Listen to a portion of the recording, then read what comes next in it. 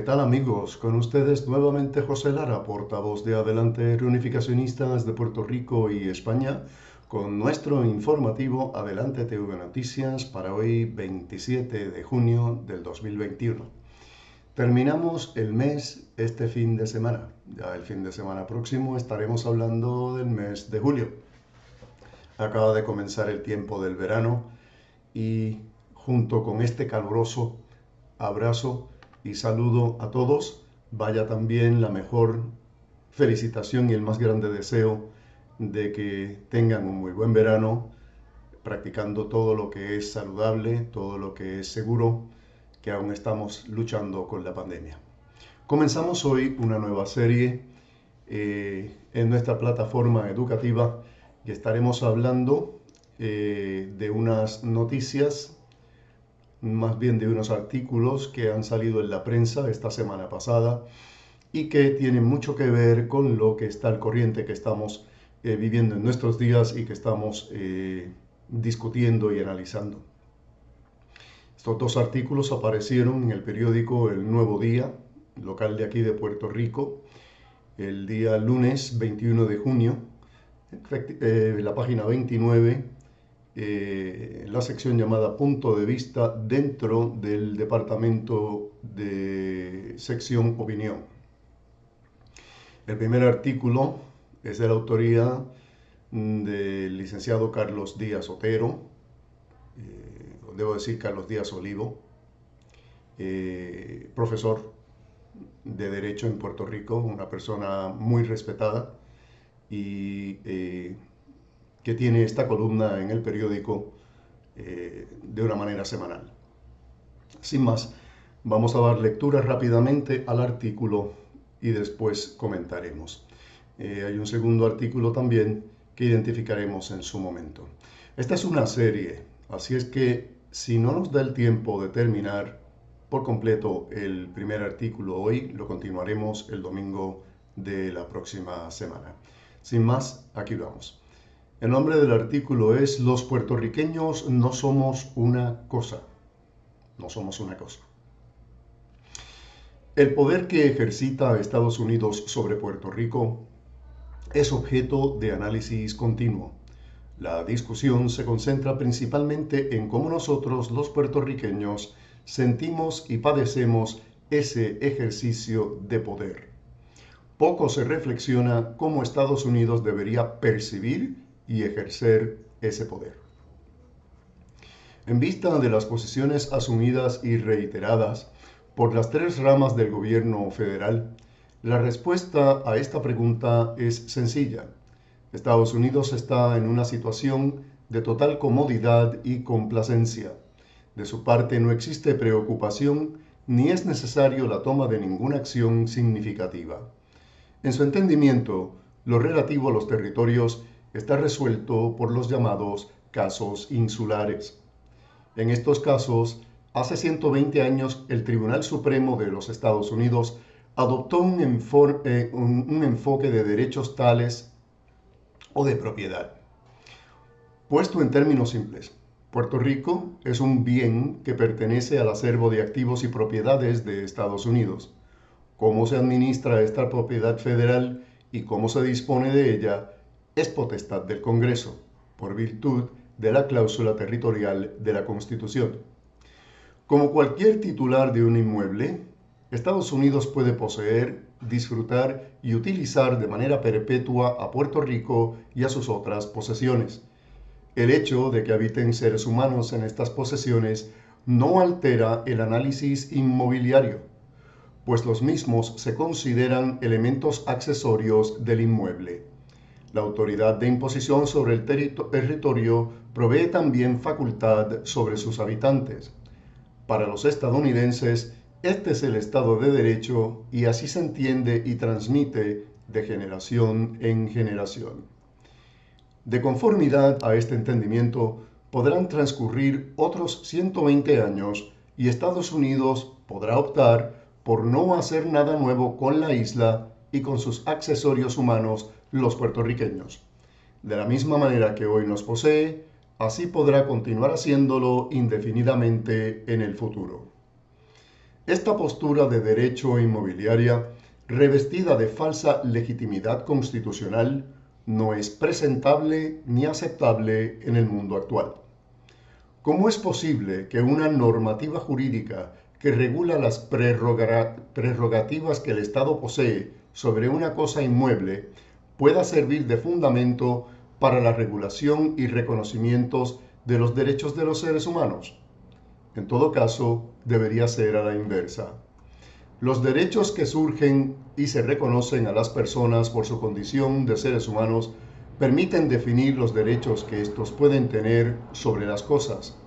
Como resultado de esta anomalía jurídica, las personas que habitan en estas propiedades o posesiones del gobierno federal carecen de una dignidad inviolable y de derechos inherentes a su condición de seres humanos, pues la naturaleza y extensión de sus derechos es accesoria y supeditada a los derechos reales que Estados Unidos posee sobre el territorio. El poder plenario del Congreso sobre sus posesiones no puede traducirse en poder plenario sobre los seres que allí habitan. La aplicación de una normativa jurídica inmobiliaria a los habitantes de las posesiones constituye una privación de derechos fundamentales sin ningún proceso de ley y la sumisión de estos seres a una modalidad de servidumbre. Sí, señores, esto se llama esclavitud propiamente dicha. Son dos agravios de patente intensidad que resultan insostenibles bajo los propios fundamentos de la Constitución estadounidense. Pero, y esta es una nota de mi parte, debe recordarse que al ser Puerto Rico un territorio no incorporado, no nos aplica la Constitución estadounidense en su plenitud. Continúo. Los puertorriqueños no somos una cosa. Si en efecto el Congreso es quien manda, y créanme lo es, entonces Raúl Grijalva, Nidia Velázquez, Alessandria Ocasio-Cortez, Darren Soto y otros congresistas con sensibilidad legítima sobre el Estado de Derecho que afecta a los puertorriqueños, deberían usar ese poder para no dar más largas al asunto. 120 años es demasiado. Y añado que Washington, D.C. lleva como 231 años de ser territorio y se convirtió en territorio incorporado y se le permitió votar por el presidente en 1961, es decir, hace solamente 60 años. Pero sigue sin ser Estado y lo seguirá porque no quieren los otros gringos. Estados Unidos no puede mantener en indefinición perpetua y estado de degradación humana a los ciudadanos de sus posesiones. Señores, Estados Unidos tiene 14 territorios. Puerto Rico y las Islas Marianas del Norte son estados libres asociados. La Samoa Americana, sus ciudadanos no tienen ni siquiera la ciudadanía estadounidense y los invadieron en 1898 igual que a nosotros. Estados Unidos procede, dentro de esta situación, pues entonces procede disponer, si están dispuestos a integrarnos como iguales, cosa que no están, tal y como lo hicieron con los 50 estados previos, y aquí no hay comparación posible, son situaciones completamente diferentes y distintas. O si Estados Unidos no lo está, procede entonces que nos dejen en libertad, como hicieron con las Filipinas. A las Filipinas, señores, no las dejaron en libertad. Se deshicieron de ellas imponiéndoles la independencia, cosa que los filipinos nunca pidieron. Y esto fue en 1946, después de terminada la Segunda Guerra Mundial, cuando ya las Filipinas no les eran útiles. Entonces, he aquí mi comentario al respecto de este artículo. Tal parece que el licenciado Carlos Díaz Olivo comienza a despertar del letargo que afecta a muchos en Puerto Rico, ya sean anexionistas, estadolibristas o demás. En este artículo, el licenciado Díaz Olivo comienza a hablar de las realidades de la relación impuesta que tenemos los puertorriqueños con nuestros invasores gringos. La invasión estadounidense de Puerto Rico, Guam, la Samoa Americana, las Islas Marianas del Norte y las Islas Filipinas ocurre a finales del siglo XIX, donde las grandes potencias del mundo todavía se creían con derecho a la invasión de otras tierras, soberanas o no, para satisfacer sus deseos imperiales de expansión. Justificaban dicha expansión con los famosos Destino Manifiesto y el mito de la frontera, creyendo inferiores, ignorantes y salvajes a las otras razas vecinas al territorio de lo que fueron las 13 colonias originales y que se convirtieron en los primeros 13 estados de la naciente Unión Americana. Los gringos justificaron sus acciones diciendo que estaban llamados por Dios a liberar a todos esos pueblos de la ignorancia y de la superstición católica, que estaban llamados a civilizar con las bendiciones de la Constitución de Estados Unidos a todas esas naciones y ayudar al progreso de esos pueblos en todos los renglones de la libertad, la justicia, la educación y el bienestar de la nueva nación americana. Se creían que tenían el mejor gobierno del mundo, el mejor sistema de gobierno del mundo, el más justo, el más equitativo. Pero se creían que eso solamente lo tenían los blancos, hacendados, con esclavos. No el resto de la gente que vivía en el país con ellos, porque no los trataban igual, los consideraban razas inferiores. Vean ustedes como desde un principio el serio problema racial y supremacista de los gringos, de los estadounidenses. Nunca nos dijeron que para lograr dicha liberación había que acabar con las culturas primitivas de estas razas inferiores, es decir, con su lenguaje, sus costumbres, sus creencias religiosas y su organización política y social. Primero lo hicieron con sus paisanos, los indígenas naturales del territorio estadounidense. Ignorar estos hechos es causa de no entender la actitud del gringo y sus acciones contra otros seres humanos, los puertorriqueños en particular. Comencemos analizando el mito de la frontera. El mito de la frontera, sí, es un mito, como todos los mitos. Dicho mito establece que los gringos tenían el derecho natural, social y hasta divino de tener una nación que se extendiera desde la costa atlántica hasta la costa pacífica. Para ello, había que sacar de en medio a todas las naciones indígenas que habían residido en esas mismas tierras por miles de años antes de la llegada de los colonos ingleses y por supuesto de los que después se llamaron estadounidenses. Pero Hollywood y la televisión se encargaron de hacernos creer a todos que los indios eran los malos y los colonos gringos eran la gente buena, cuando en verdad lo que ocurrió fue una sistemática invasión de las tierras de estas naciones, seguidas de una expropiación de las mismas y la remoción de estas gentes en dos direcciones. Hacia el noroeste, lo que llamaron el Oregon Trail, porque iba en dirección a lo que es hoy día el estado de Oregon, y también hacia Oklahoma, lo que se llamó el Trail of Tears. Entre 1838 y el 1839, como parte de la política del presidente Andrew Jackson de la remoción de los indios, se forzó a la nación Cherokee a abandonar sus tierras al este del río Mississippi y a emigrar a una zona en lo que llamamos Oklahoma el día de hoy. El pueblo Cherokee llamó esta migración el Sendero de Lágrimas por sus efectos devastadores. Sendero de Lágrimas es el nombre que recibió este destierro de los Estados Unidos de los Choctaw en 1831 y de los Cherokees en 1838 y 1839 por imposición. Como consecuencia de esta migración forzosa, se calcula que murieron unos 4.000 Cherokees, camino de Oklahoma. 4.000 personas iban caminando.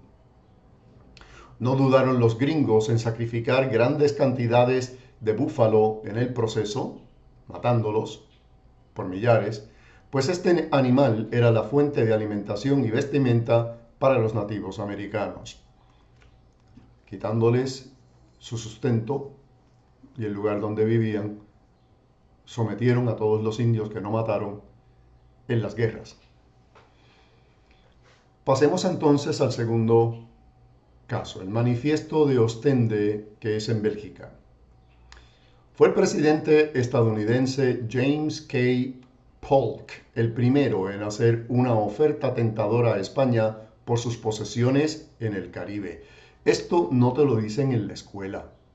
Esto nunca te lo enseñan en la escuela puertorriqueño. Pero ahora tenemos una serie de puertorriqueños de tendencias estadistas o independentistas que dicen que España recibió 20 millones de dólares por Puerto Rico en el Tratado de París. Y eso es falso. Falso de toda falsedad.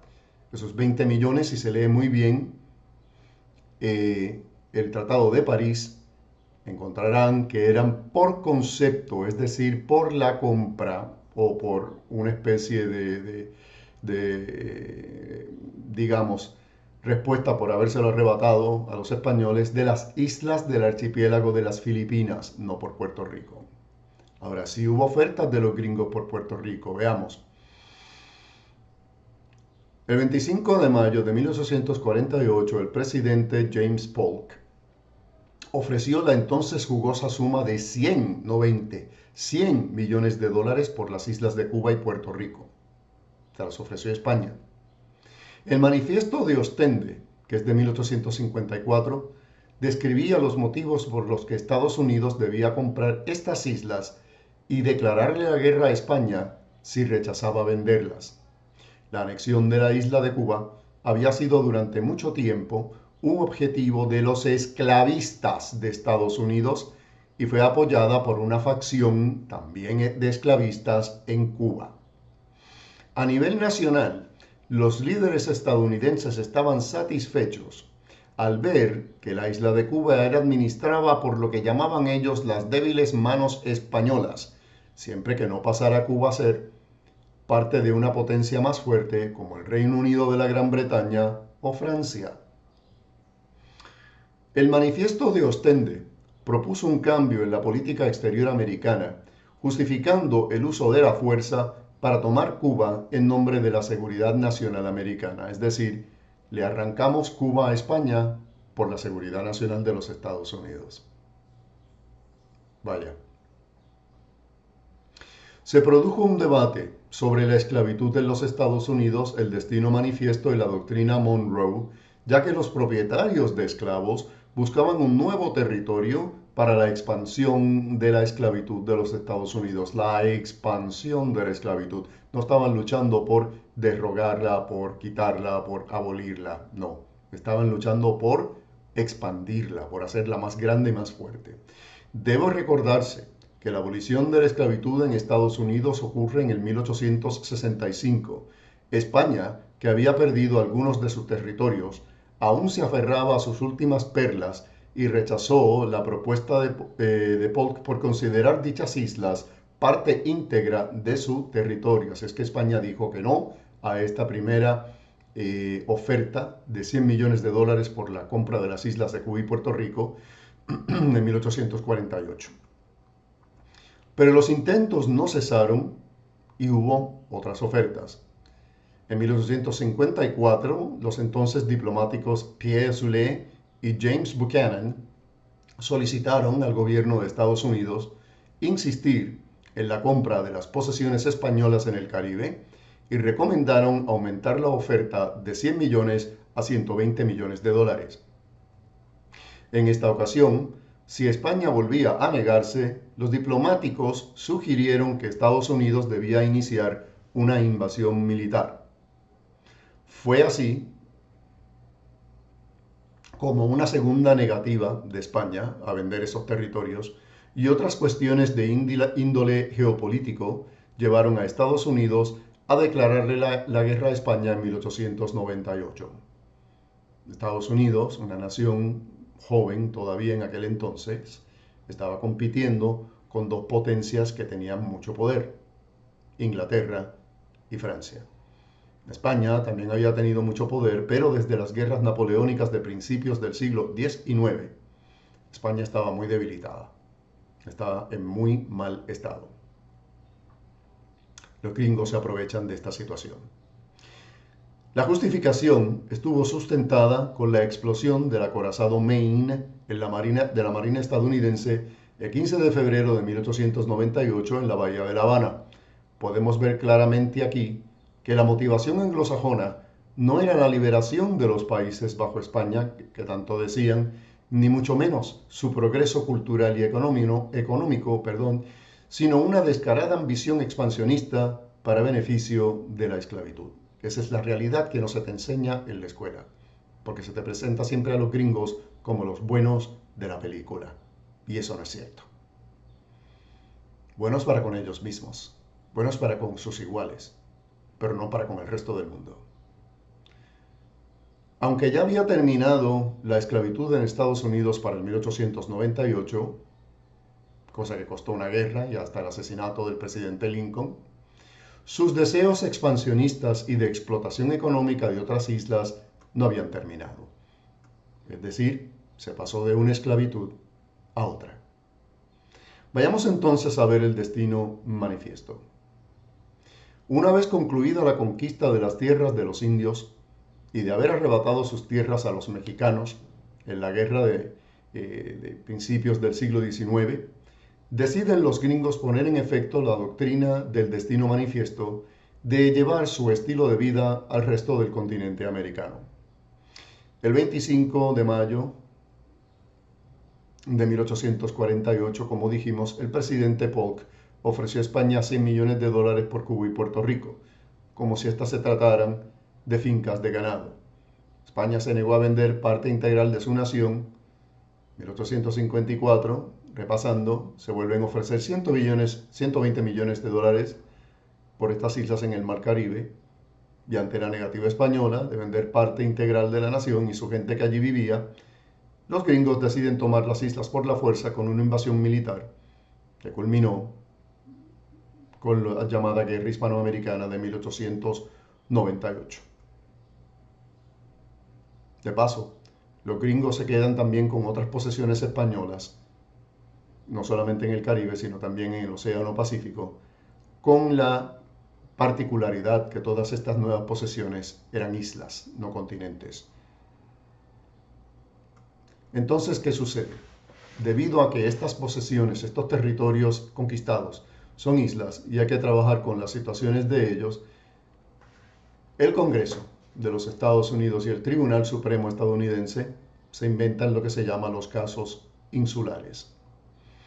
Motivados por la realidad de sus nuevas posesiones insulares, los Estados Unidos se enfrentan con la realidad de que tienen habitantes en estas islas. En Puerto Rico nada más había ya 1 millón de personas para 1898, personas que los gringos necesitan americanizar por completo para convertirlos en estados de la Unión.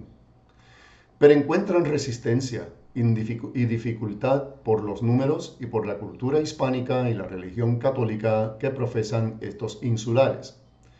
Cómo se le consideraban razas inferiores, a pesar de que Puerto Rico estaba al mismo nivel y a veces en mayor avanzada que muchos de los estados de la Unión Americana para el 1898, el Tribunal Supremo de los Estados Unidos va decidiendo qué hacer con las nuevas posesiones.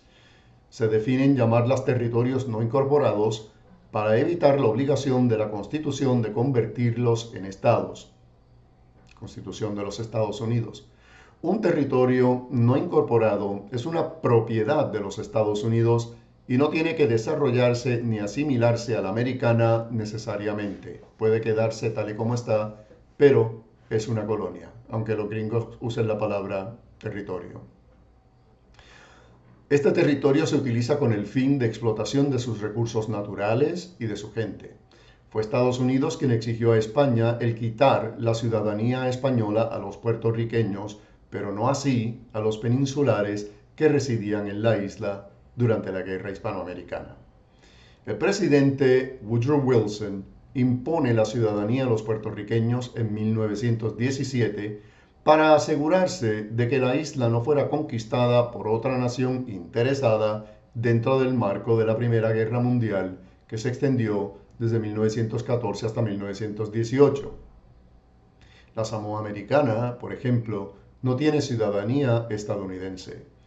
De los 14 territorios que son propiedad de Estados Unidos, solamente Puerto Rico y las Islas Marianas del Norte tienen un modelo de gobierno que en Puerto Rico se llama Estado Libre Asociado, pero que de ninguna forma cambia el estatus de territorio no incorporado de la isla, su condición de propiedad de Estados Unidos y el hecho de la no aplicación de la Constitución estadounidense en su plenitud a los puertorriqueños. Es por eso que los ciudadanos estadounidenses nacidos en Puerto Rico son nacionales puertorriqueños, porque es el lugar donde nacieron. Si usted no sabía esto, entérese.